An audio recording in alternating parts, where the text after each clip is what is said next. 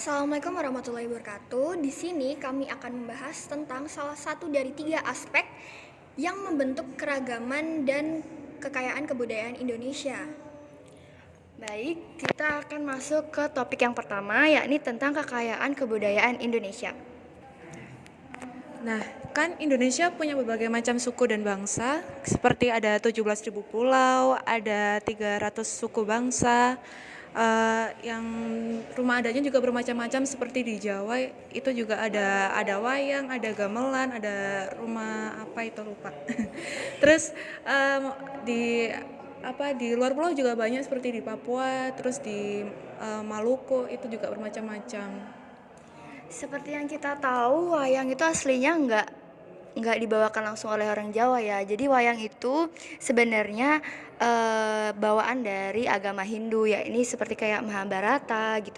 Namun kita dari Wali Songo agama Islam membawakan wayang sebagai seni dari kebudayaan Jawa dan wayang tersebut menjadi contoh dari kekayaan budaya yang dapat bersatu.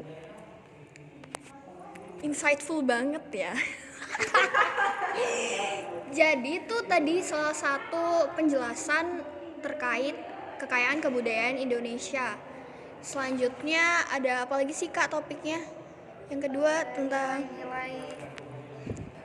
Topik kedua itu ada nilai-nilai Islam dalam budaya Indonesia, nanti bakalan dibahas sama temen yang lain guys, tungguin aja. Jadi sekarang kita bakal ngebahas tentang topik kedua, yaitu nilai-nilai Islam dalam budaya Indonesia. Kan tadi yang topik pertama udah dijelasin ya sama yang orang-orang sebelumnya. Nah, jadi kan Indonesia itu negara kepulauan yang mempunyai banyak suku, agama dan juga budaya yang banyak banget kan. Nah, tapi di sini juga Islam tuh berperan penting banget ya di negara ini. Nah, kita bakal dijelasin sama temen aku yang sebelah sini nih. Jadi nilai-nilai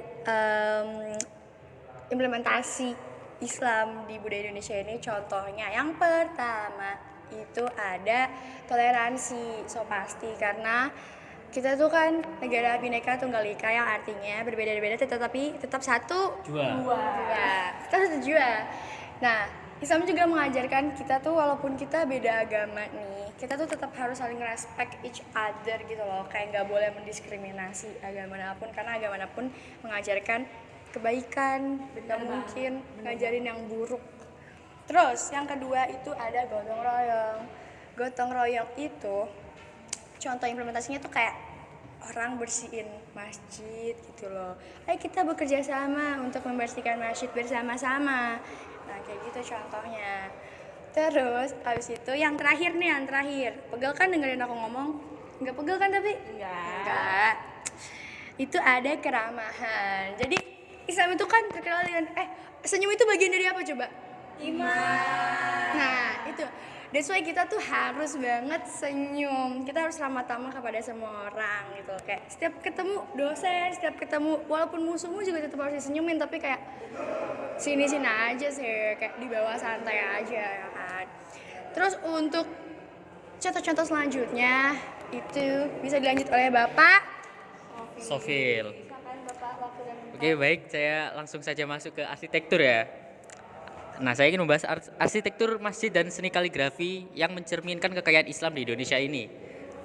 Mungkin kita tidak sadar bahwa seni ini atau budaya ini sudah tercerminkan di kehidupan masyarakat sehari-hari, seperti alkulturasi budaya di Masjid Cengho dan juga tata letak Masjid Agung di setiap daerah, mungkin di Indonesia juga, di mana? Apa? Mau cek.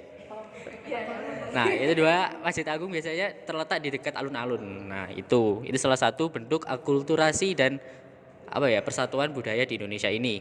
Nah, sejarah Islam yang panjang ini telah memberikan sumbangan yang berharga pada budaya bangsa Indonesia ini melalui akulturasi juga dan saling toleransi. Oke. Ya, itu aja penjelasan tadi dari yang topik 2 yang kita sampaikan. Nah, nanti selanjutnya topik 3 bakal disampaikan sama orang-orang berikutnya. Hai guys, di sini kita mau bahas bagian 3 yaitu gesekan antar budaya, agama, dan negara di Indonesia. Ya, nah di Indonesia itu juga pernah kejadian yang pergesekan antara budaya, agama, dan negara. Emang iya? Oh, yang Ambon itu nggak sih? Nah, ya, konflik itu terjadi pada 1999 sampai tahun 2002. Nah, di kasus itu melibatkan banyak banget korban jiwa dan kasus itu terjadi selama beberapa dekade. Ya, kita tuh harus terus bekerja menuju pemahaman dan perdamaian, menjalani nilai-nilai toleransi yang kita miliki. Ini adalah tantangan yang perlu kita hadapi agar Indonesia tetap menjadi negara yang damai dan beragam. Jadi gitu guys, jadi jangan kita beda-bedain agama, budaya, Benar. suku. Sebagai orang Islam kita harus kayak harus saling menghargai Ya, dan harus toleransi. toleransi juga. Benar. Oke.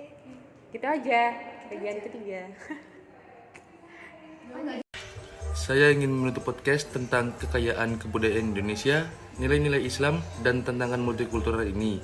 Saya berharap semoga apa yang kami bicarakan, atau lebih tepatnya kami jelaskan, dapat dipahami dan bermanfaat bagi kita semua. Sekian, wassalamualaikum warahmatullahi wabarakatuh.